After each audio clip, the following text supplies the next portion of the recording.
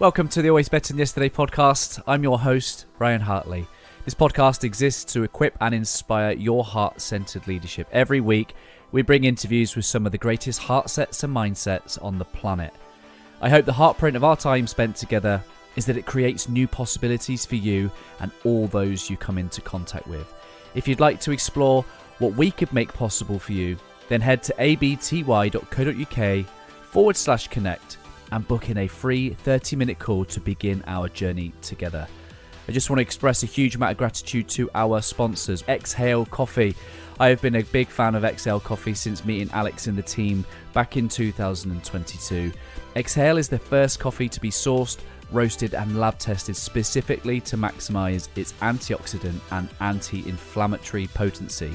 An independent lab test has shown that 1 cup of Exhale Coffee has the same antioxidant power as 1.8 kilos of blueberries or 55 oranges. I'm a huge fan, and Mrs. H loves the decaf, especially because she knows that Exhale use the mountain water decaffeination process, which uses only pure glacial water from the highest mountain in Mexico and no nasty chemicals. Simply head to exhalecoffee.com/ABTY for your special offer. And lastly, before I introduce this week's guest, please do subscribe to the channel if you haven't already. It would really help us leave a greater heartprint on this world. On episode 289, what a joy it is to welcome Michele Barnett to the podcast. Michele is the Chief Operating Officer at Multiply Group and a Working Genius Certified Facilitator. In 2012, Michele began working with Mac Lake, who you may remember from episode 274. They worked together at the Launch Network, immersing herself in the world of church planting. In 2021, Michele started training leaders with Multiply Group in what is now called Leadership Accelerator, which equips staff teams to develop a healthy, high-performing team, which she is now the master trainer of. It is a great conversation, one that I hope inspires your heart-centered leadership. It is episode 289 with Michele Barnett. Michele, welcome to Always Better Than Yesterday podcast. How are you? Thank you, Ryan. Great. Great to be here. Thank you. For anyone that's watching on the YouTube channel, they better see a map behind you. I love that map. Like, where in the world are you at the moment? I'm actually in the very southern part of the United States here in Florida. So that's where I am on the map right now. I am just outside of Orlando, Florida. So basically in the backyard of Disney World is where I live. Well, my family and I, we went to Orlando in, I think, April. It feels a lifetime ago now. I can't remember what the sunshine felt like, but it was a hot April. It was hot. Yes. I was going to say, if you said July or August, I was going to say, how miserable were you guys when you were here? But April's a nice time. It's starting to heat up, and that's great. Were you guys here for conference or so we were there for 10 days with my wife's parents. My wife's parents absolutely love all things Disney. My kids are about 12 and 9, so that they're a little bit past it, but it was just like this was the last opportunity for them to have that experience with their grandkids. So we kind of did it, we went over, and it was amazing. I got to meet some of my American friends as well, which is amazing. So are you from Orlando, or have you moved? I'm not. I actually moved here about 7 years ago. So I'm originally from just south of Atlanta, Georgia, so in the southern United States. And so that's where I grew up. My whole family lives there, and just decided on a whim, really, to move here about 7 years ago because I'm a big Disney fan as well and used to vacation here. So love the warm weather, love palm trees, and not too far from the beach where I live here in Central Florida. So I've absolutely loved it. But originally from Georgia. What is it about Disney? What is it that captures your imagination? It's funny. It's obviously it's the kid at heart in me. I think I'll never truly grow up. So I love going and playing and being in that fun atmosphere. But I also have studied and love the life of Walt Disney. So he was a dreamer. He was a visionary. He saw Disney World before it and Disneyland and all those things before anyone ever even thought anything like that would be possible. And so I love studying his life and just the commitment to detail, to theming. When you go to the parks, my favorite thing about it is you walk into a ride and everything tells a story. I mean, the trash cans tell a story. You know, they design the trash cans to fit the theme. So I love that. I just love that focus on detail, trying to immerse people in a story and just a storyteller that was inside Walt in his life. So those are my favorites. And then I just love to go play at the parks. It's just always fun to play as an adult there. It's definitely a sensory experience, isn't it? I don't know whether this story's true or not, but I remember hearing someone said to Walt Disney's wife, "I wish Walt could have seen this place." And she's like, "Oh, don't you worry. He saw this place before it became a reality." Like, yeah, it's a testament to vision for sure. 100%. Yeah, you and I connected through a wonderful guy called Mac Lake. Mac was obviously on the podcast. How influential has Mac been in your life? When did you meet that guy? Oh gosh, him and his wife Cindy have been two of the most influential people in my life. I met them 12 years ago. I was actually doing some contract work as an executive assistant, virtual executive assistant, and through the organization of the agency I was working with, they connected me with Mac, and I started working with him. Started out as a 15-hour a week contracted assistant. And he realized pretty quickly, I'm actually not very good with details. I'm not an organized person. I'm not very detail oriented. And I think he caught on to that fairly quickly. And he, I'll never forget it. I'd worked for him for a little while at that point, and we were on a phone call doing a check-in. And he just said, Michelle, I see some leadership potential in you. I don't know if anyone's ever told you this, but I've seen, and they hadn't, I'd been put in leadership positions, but no one had ever actually said this to me, was I see leadership potential. I see some intuition there. And I would love for us, if you're open to it, I would love for us to start developing that. And we can put you on a development plan to begin coaching you and developing you around some specific things that I think you already show some strength in. And I just want to begin to build those. And he did, and we did. And it's been incredible just going through that process. He began to develop me to the point of he ended up, when we transitioned to both on staff at North American Mission Board that's based out of here in the United States, in North America, obviously. When we transitioned there, he was able to put me in a director role there and a senior director. So went from his contracted assistant to being a senior director in that organization. And that was because of how he developed me. And he had one of those, he calls them I see in you conversations. He said, I see these things in you. And it literally changed the trajectory of my life. And then his wife, Cindy, they both became like spiritual parents to me. And she's one of the godliest women I've ever known. That woman is a prayer warrior. And so we have Christian faith, that's a Christian background there. And so she just prays continually. And I've seen her heart and love for others has been a model for me too, as a woman looking to her. So yeah, love that family. They've had a huge impact on me. I love that. I definitely want to dive into your faith. I know you've had some time in ministry as well. And but if you don't mind me asking, around about what age was that conversation with Mac when he's like, I see this leadership potential in you? Yeah, I would have been, gosh, it would have been my late 20s, maybe early, maybe I was 29, about to turn 30 potentially. So right there on the cusp of trying to figure out, getting past my 20s and trying to figure out what is the next stage in life looking like. So it was a critical age for me, I think, but it was around that time frame. Isn't that so interesting that we don't get this natural awareness through school? We go to school. I don't know what it is about. Maybe you've thought about this, maybe you haven't, but the perspective that we have about leadership before when we leave school, when we go into the workplace. I didn't have a Christian faith at that time, so I didn't have a model in Jesus as to what leadership might look like. So where do I take my influence from? I take it from the world of business. I take it from the world of Hollywood, like, superhero leadership or right. rank and position and power and status. But, you and I have a different model for what leadership looks like. And then when someone starts to call that in you as well, you start to think, oh, well, not am I a leader, but who am I as a leader? And that's a completely different concept.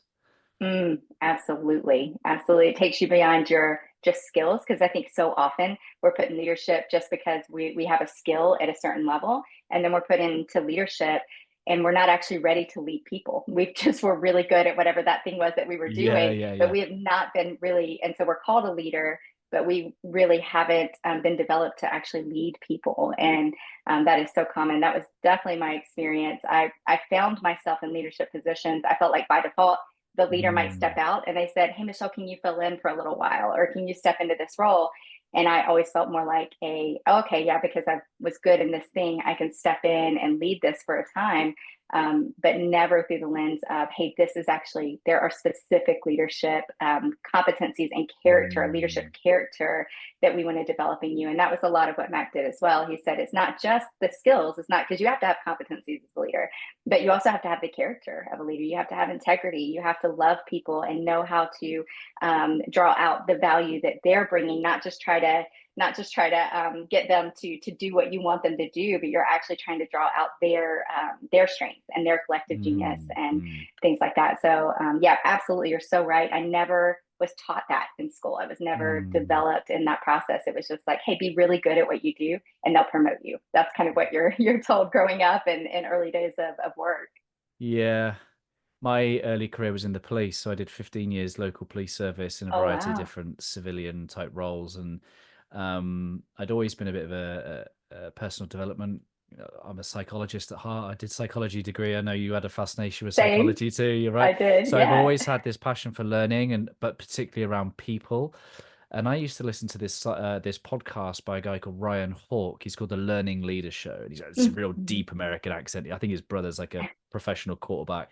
Learning Leader Show. Leaders aren't born, they're made. And it's like that one phrase is like, they're not born, they're made. It's like, yeah, like some of those things you said about what makes a leader great, they're not necessarily easy things to do, but we can grow, we can practice. And I know that you and Makar have this real word that goes front and center, which is to be intentional. Like leadership requires intention to grow in some of these spirits.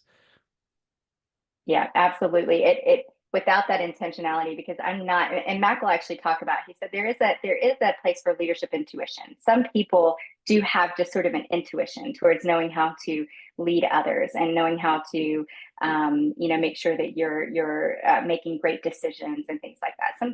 You have that. But he said, but there's also, like you said, leadership intention. So being intentional about that. Even if you have leadership intuition, you can't rely on that. You can't rely on your gut all the time. I used to. That was how I led. I was just, well, I think we should do this. So let's go here. Let's make these things. And I recognize that the gifts and other people on my team, but I was not intentional with how I was going to help them draw out those gifts and then help them. I wasn't modeling leadership from them in an intentional way where it was reproducible, where they could say, oh, that's how I should be leading. That's a great model for that. So now I can go and do that as well. I was just kind of relying on some of that gut instinct or intuition. And it worked for a time, but it is not going to sustain you. If you don't have intentional pathways for development and growth, you're eventually going to hit your highest level of incompetence. Essentially, you're just going to stop and you're not going to grow beyond that. And so Mac is extremely intentional, and thankfully he has poured some of that into me, because as I said, I'm not super detail oriented. I would never have called myself a disciplined leader. If you know anything about Enneagram disc, as you do with psychology, I'm an Enneagram 7. I'm a high I on the disc. So details and things like that are not my natural tendency. But I've learned with creating systems, and so many people are afraid to say, hey, you need a leadership system, especially in the church world where I do a lot of my work. They don't want to be a system. They don't want to be boxed in. And I just encourage them, like, look, you are in a box. I promise you are. You're stuck in a box. What this is going to do is help take you out of a box and help you lead with intentionality and strategically. And that has heavily influenced me and has changed my leadership completely, is learning that from Mac. It makes me think of this one phrase in the police, which was say everyone always gets promoted one step, one rank beyond their competence. Yes. And I've been on teams where I have been led by people who absolutely were, and I led that way. I was that person and something, but we've all probably experienced that of being at the hands of a manager who maybe was promoted a step higher than what they should have been at that point. So yeah, it doesn't have a good effect on the people they're working for when that happens. Yeah, and there's grace for that, fortunately, because Hmm. in my early days, I was a can-do attitude. It was like, yeah, I can. It was, yeah, I'll turn my hand to anything. Like I had such a Yeah. confidence. I don't know what, it was just a naive. Yeah, sure, I could do that.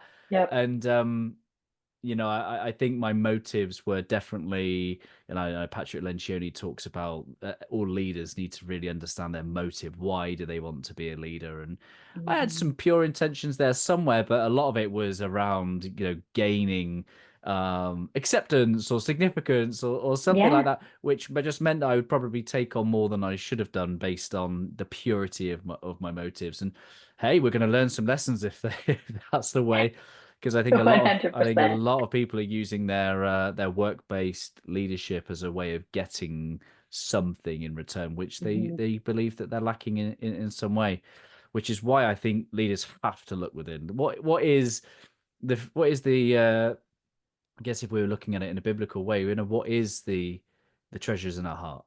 What is the state of our heart? Are we coming to the world like feeling like we lack nothing, that we have all that we need? Or are we coming into it feeling like disconnected, deceived, Yeah. doubtful? And I don't think many leaders really take that time to crack Yeah. open what's there and realize that their leadership is a fruit of that. Yes.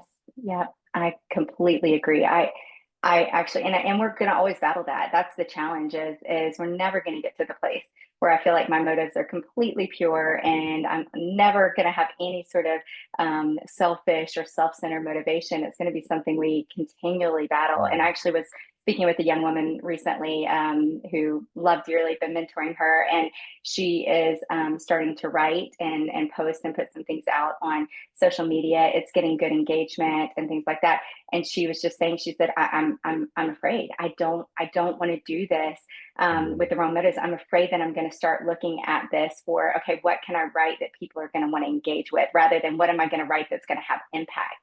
And I just told her, I said, let me tell you, I said, I love the fact that you recognize that you know that that's a possibility or a potential struggle there that could happen.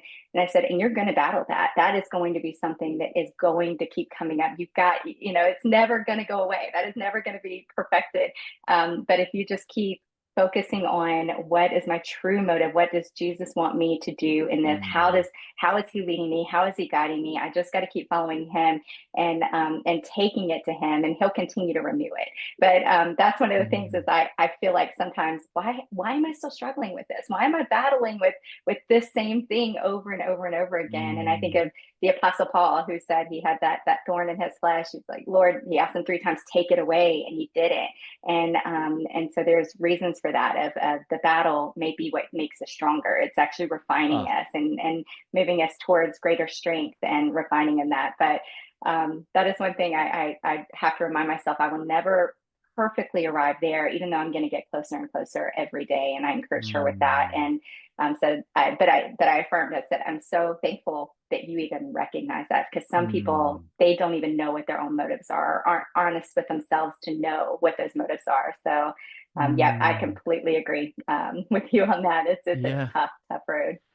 Well, I think the next level of leadership is when we can really dive into our pain and just transform that into purpose. Because so Hmm. that scripture with Paul pleading with God to remove the thorns from his flesh, I like the poetic nature of the Passion Translation. Not necessarily as a study Bible, but as a context, right? Help me understand this Hmm. and and God's response to Paul in the Passion Translation is that in your weakness you will find my fullest expression. Oh, And I'm that's like, good. oh, come on. Like in our pain, that is a pathway to the loving, kind, compassionate, servant based leadership that Jesus so greatly demonstrated. Mm. I can only access that reservoir through the pain I've experienced. Like, talk about turning pain into purpose. And I think, for any leader that's listening to this, is like, if you're brave enough to look at what that pain was, then you will be Mm. given the gift of a heart for service for other people. I can assure you that. Absolutely. Absolutely. Mm. What is it?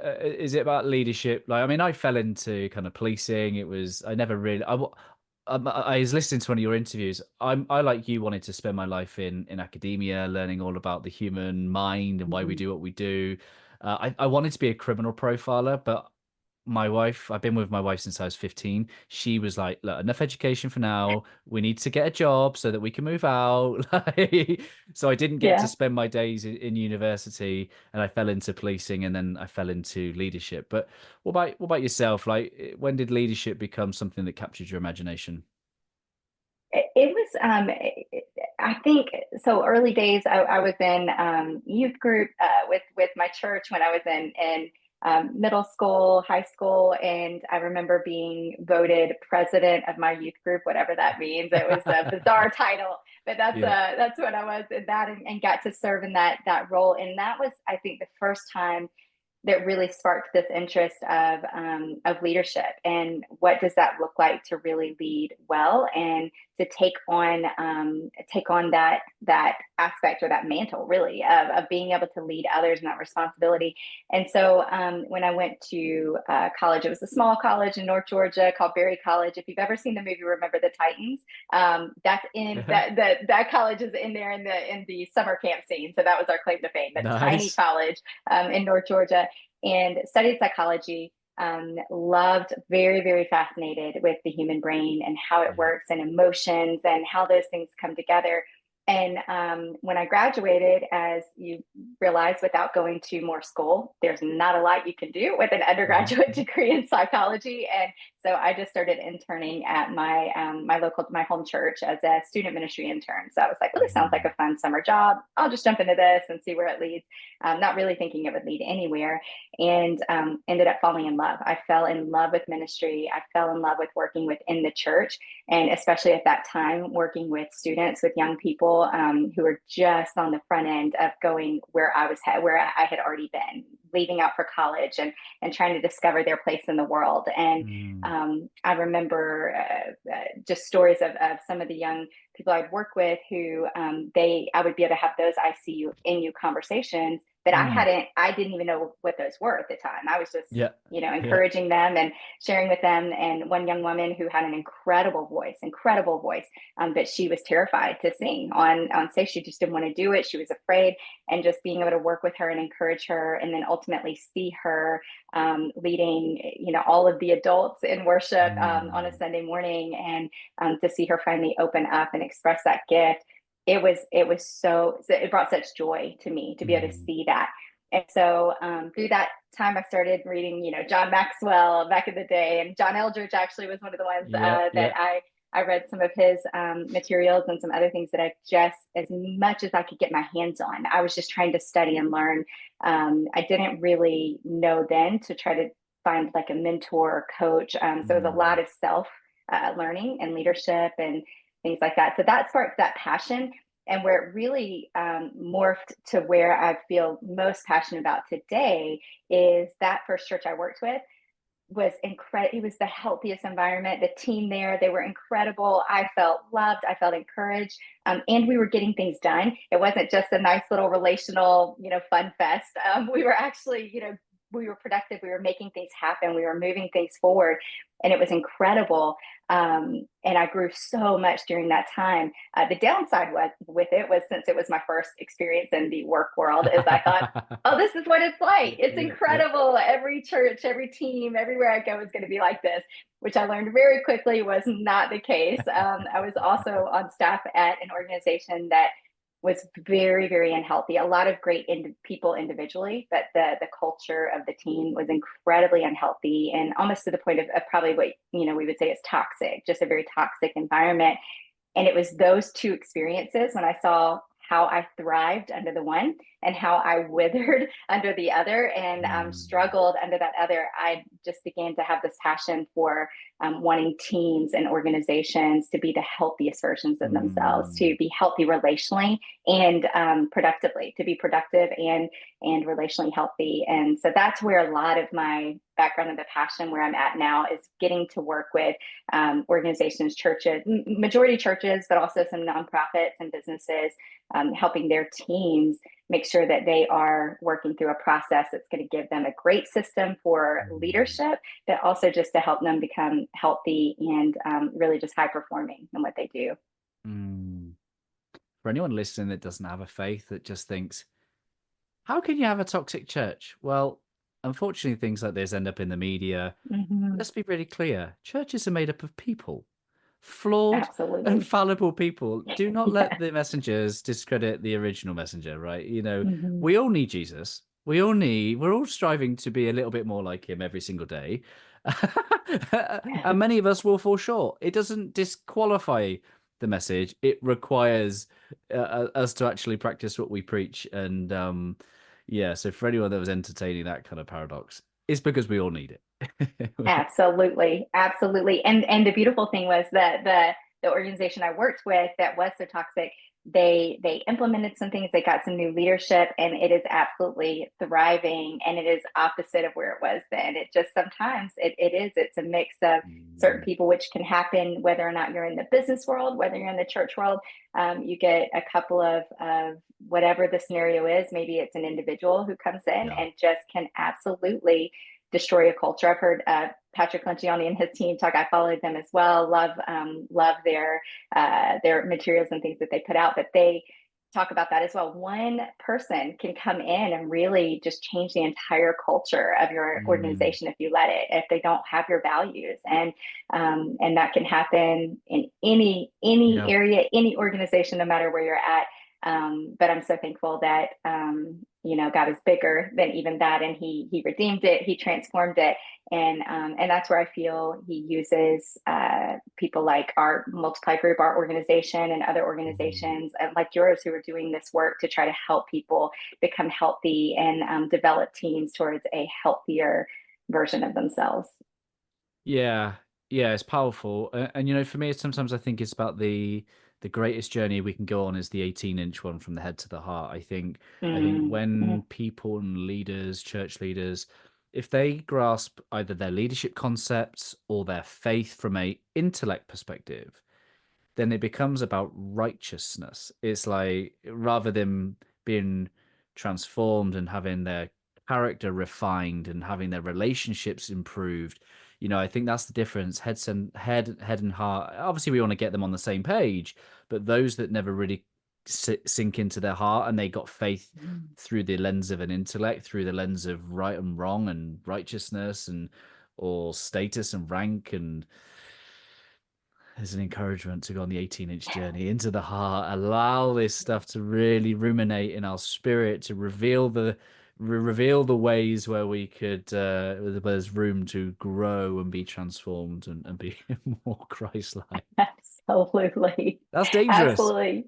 It is. And it's scary because it's vulnerable, and you have to open yourself up to people who could potentially hurt you. And because even if you're the leader, you can have people on your team who you feel betrayed by, or if you try to feel vulnerable, you walk that line of wondering, oh gosh, are they going to not respect me if I'm showing this level of openness and vulnerability? And I'm so thankful that I've grown in a place where I default to that, where I default to the vulnerability, where it's, I've just got to be me, and I've got to bring everything I am and my flaws and my struggles. And I have found that when I actually voice those first, because they know it, they see it. I'm a team I led at my last organization. I remember coming in front of, they were my leadership team that I was working with. And I told them, you guys, I don't know if you picked up on it, but I've been struggling. I've been having a hard time lately, and I'm going through a tough season. I've been under a lot of stress and anxiety.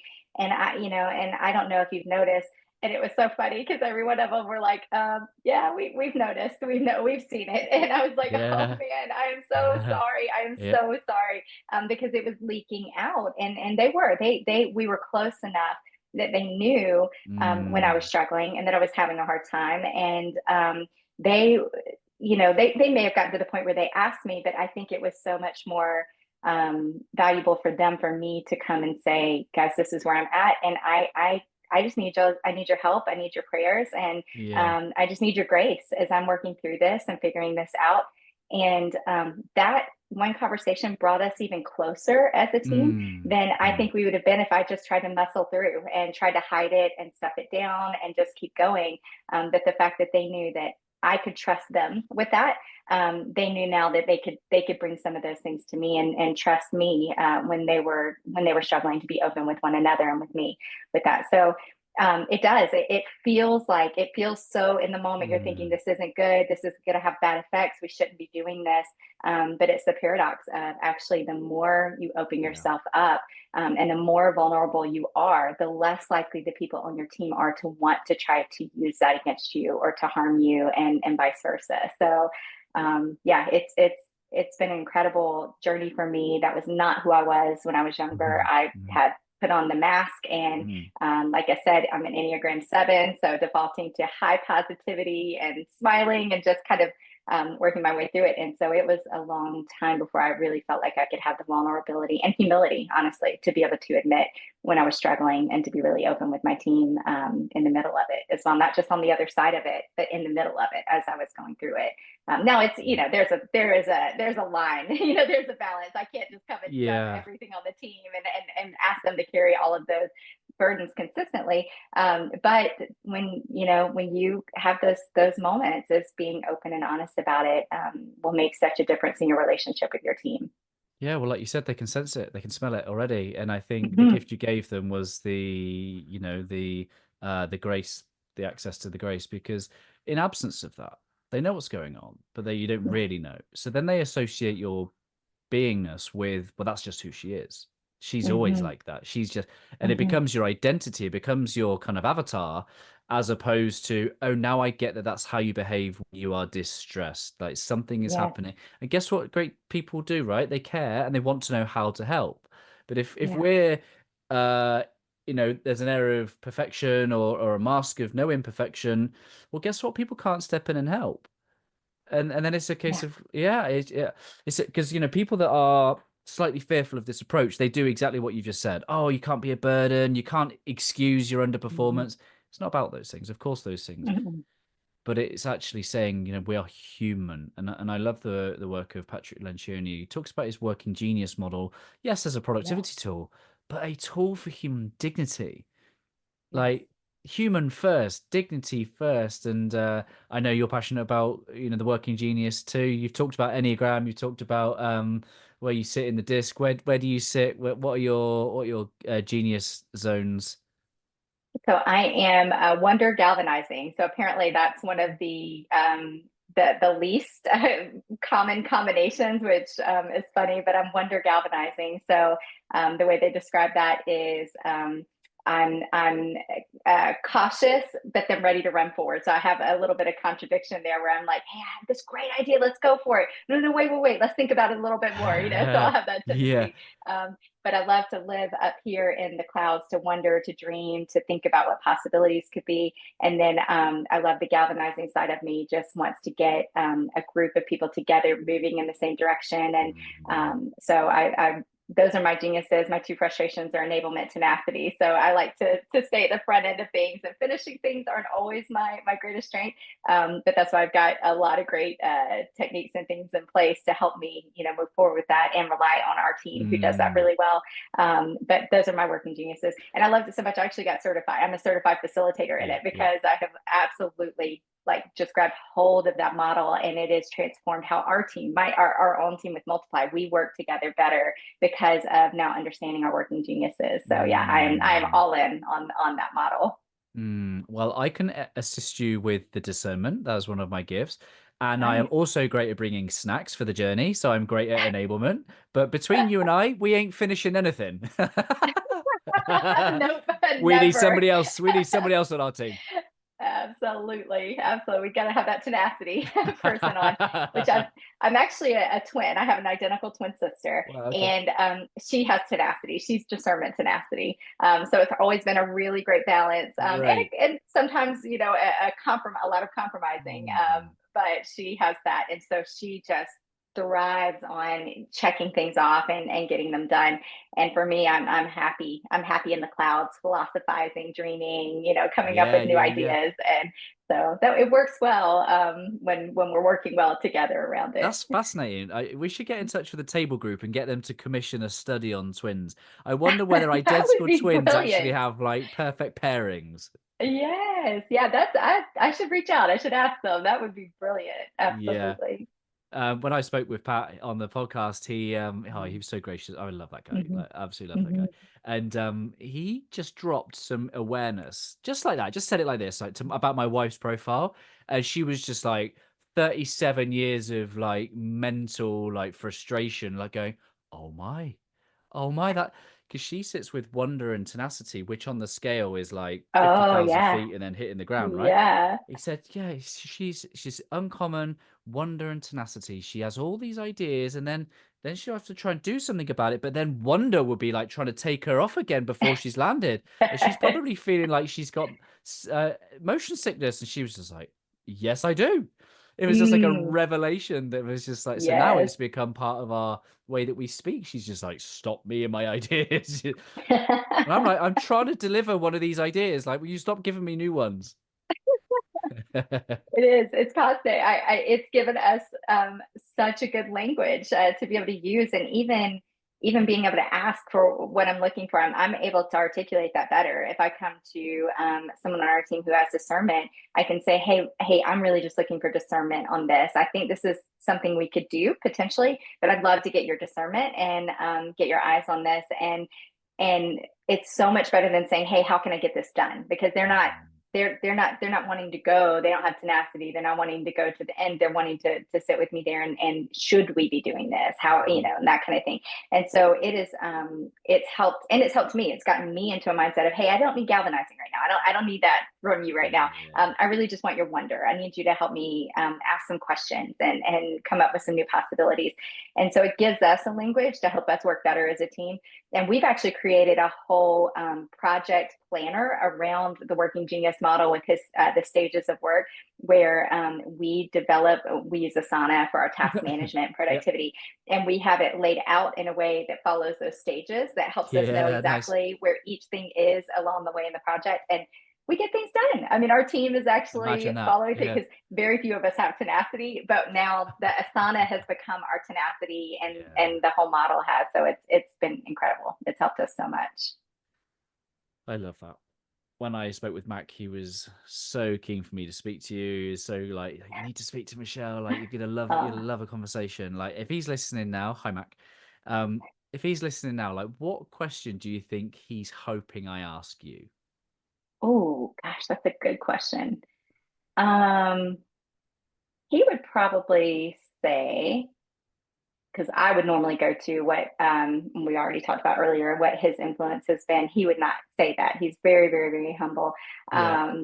I would say he would probably say, what do I feel like has been my biggest contribution to what we do at Multiply and what Mhm. we do, what I've done previously in organizations. So that's a typical question he may bring to me. He's actually incredible at debriefing. I tell him he's got the art of the debrief down. He always, anytime we do anything, in fact, he'll probably do this after he has a chance to listen to this podcast. He'll say, what do you think you did well? What would Yeah. you do? What do you wish you had done differently? And what will Yeah. you do for next time? What are you going to put in place to help you prepare for it next time? So that's what we'll do about everything Mm. when we debrief. But I would say probably the biggest And contribution. and does he get away with the actions being all yours?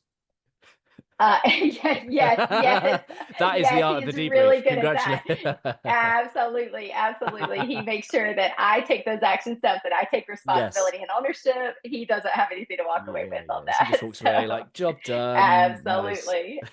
He's done his work and is able to move on. So, yeah. So, Michelle, my next question. What has been your greatest contribution to Great, great question, Ryan. Yeah.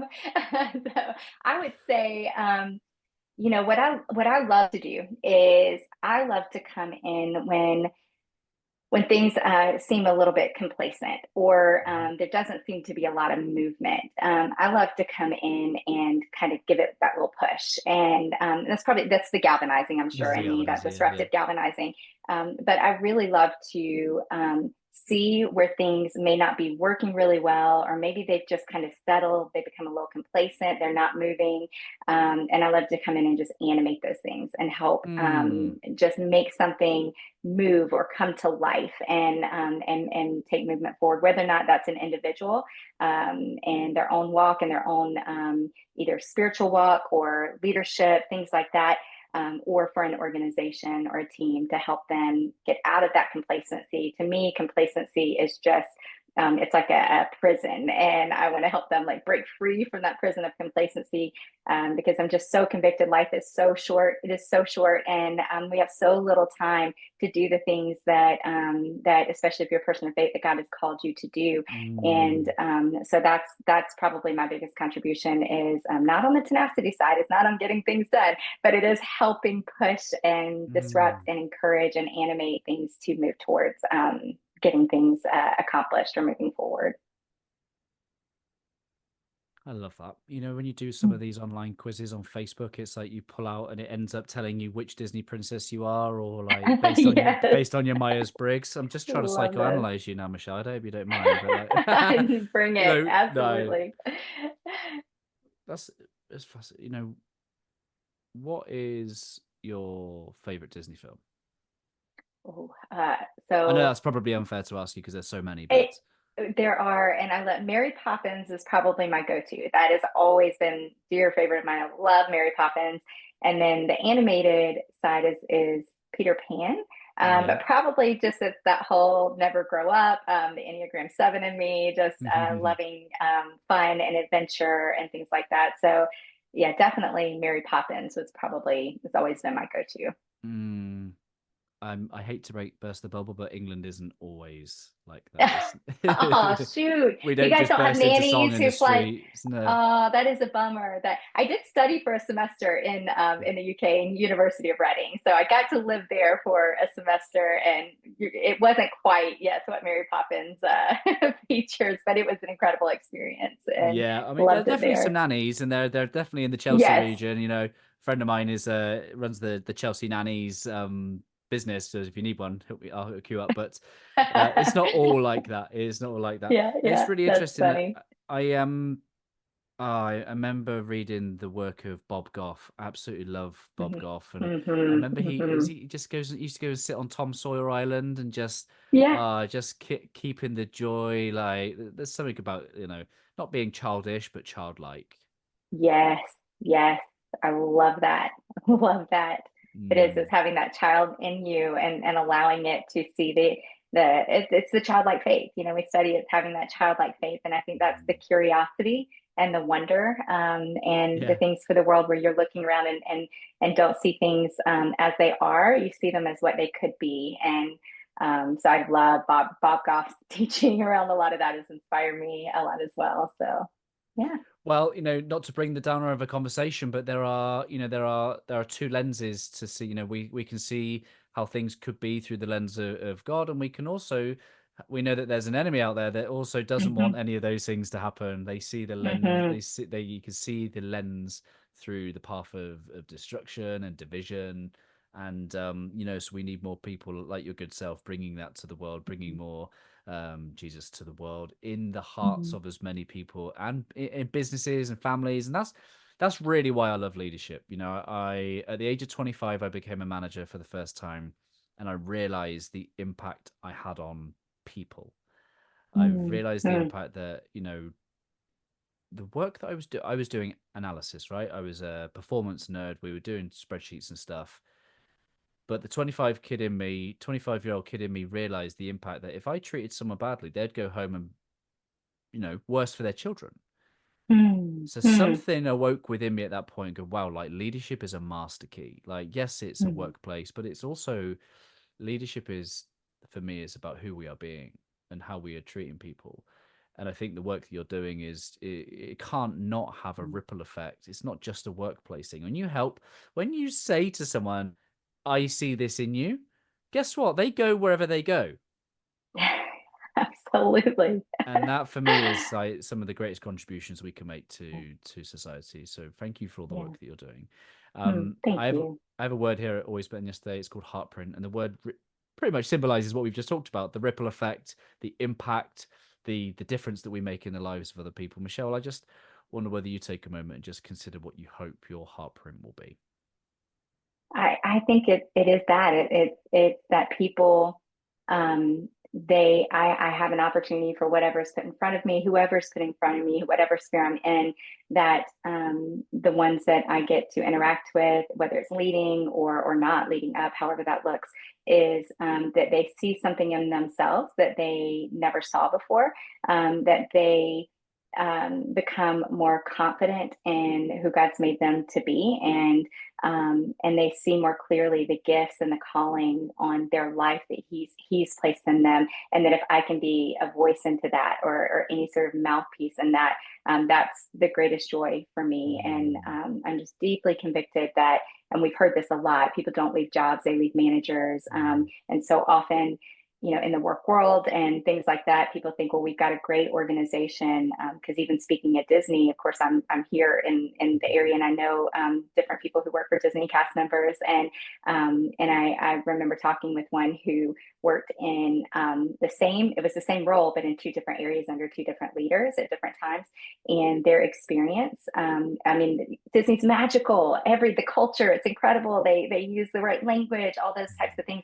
But this person had a wonderful experience working for this one leader, and had a terrible experience doing the same job in the same company, and ended up deciding to step out and do something else within the company, but in another area, because of the leader. And so if there's any part I can play in helping those leaders realize their potential and their impact, just like you were saying, their impact on they have the ability to make somebody's day that much better, or they have the ability to make it 1,000 times worse. And so just being able to offer at whatever level I can that hope for people in their leadership, and just their gifts and their strengths that they bring to the table.